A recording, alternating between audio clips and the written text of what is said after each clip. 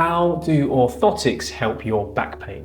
How can something that you put on the base of your foot help with problems in your back? It's exactly what I'm going to explain to you today. In terms of how we walk, how we move, this can have a massive impact on our back pain over the long run. I'm Dr. Jeremy Andrews, Doctor of Chiropractic here at West Chiropractic in Surrey, and I'm really excited to go through orthotics today with you. You're going to get a lot of benefit from this one. So what are orthotics? Right, I've got a set of orthotics here for you, okay? So you can see these ones here. These are plastic molded orthotics. These are some demo ones that you have there. We've got some more cushion flex ones here as well. So these are something that you put in your shoe in order to help your foot stay in a stabilized position to ensure that it's not causing problems in your back. Well, how can I put something in my foot and that's going to help with my back pain? That seems crazy. Well, let me explain. So when you have knee pain, it's very rare that it occurs in isolation, unless you've had a trauma, football injury, netball injury, skiing injury, or a bang to the knee. If that's happened, fine,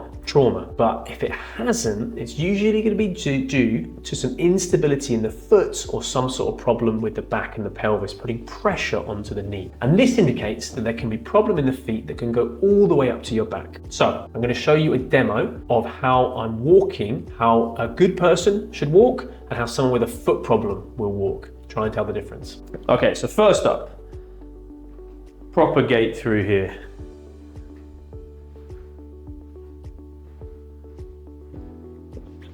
Okay.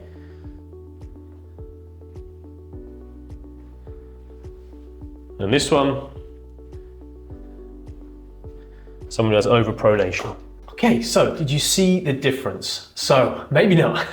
On the second one, my feet were rolling in more. So the arch was collapsing on the inside of my foot. This is called hyperpronation or overpronation. Essentially where the foot slaps down like this, it should push off. You should have a lovely arch through the middle of the foot that should stay nice and strong and give you the ability to push through, propel those calves, and give you that lift off when you're trying to get off onto ground or upstairs, or trying to push off from that hip as well. If you haven't got a good arch, it can often roll in like this. When the arch rolls in, the knee then tends to drop in. When the knee drops in, it causes the hip to drop on one side, which then creates an imbalance in your hips. When there's an imbalance in your hips, what should normally happen is the pelvis should move like this when you walk. Now imagine if the pelvis is like this, and then it moves like this.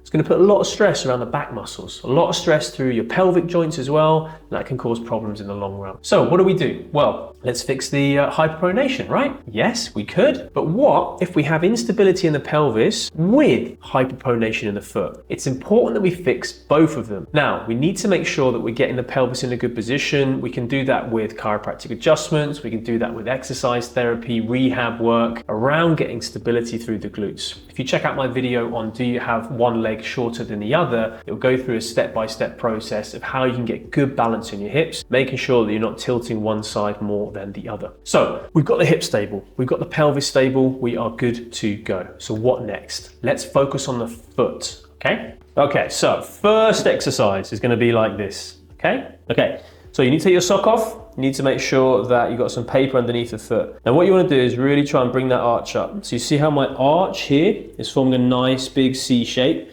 That's what we're trying to get nice and strong. Because in hyperpronation, the arch collapses like this. We don't want that to happen. So bring your foot up like this. You're literally just trying to squeeze that paper into the arch. Squeeze into the arch. Common mistakes are going to be this. Don't do this. Don't curl your toes. The toes, they shouldn't move at all. Sorry for people if you don't like feet. Now, literally like this, and you should feel all the pressure coming onto the inside of the arch here. So literally just bringing that there.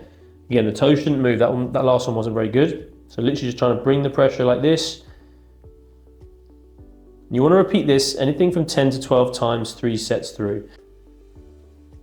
So from the front here. Good. You know when you're getting it right because you start to get cramping in the bottom of the foot. Okay, so that is a natural way to try and get rid of hyperpronation. I'm all in favor of doing things naturally without using orthotics. The reason with orthotics is because you haven't got them in, then it can cause problems in the long run.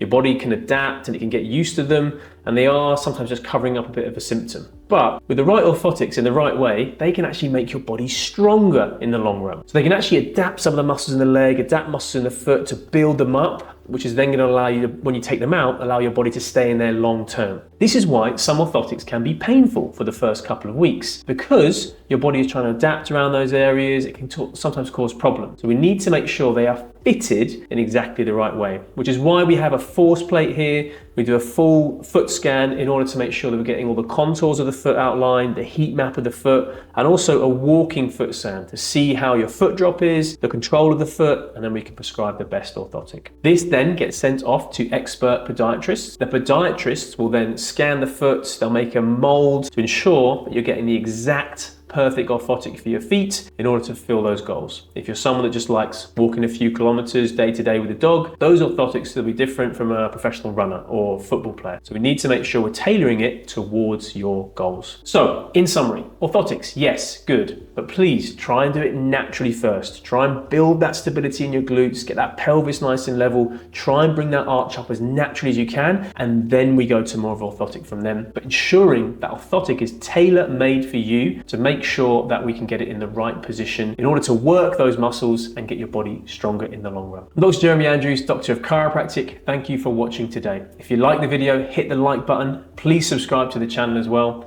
and we'll see you on the next one.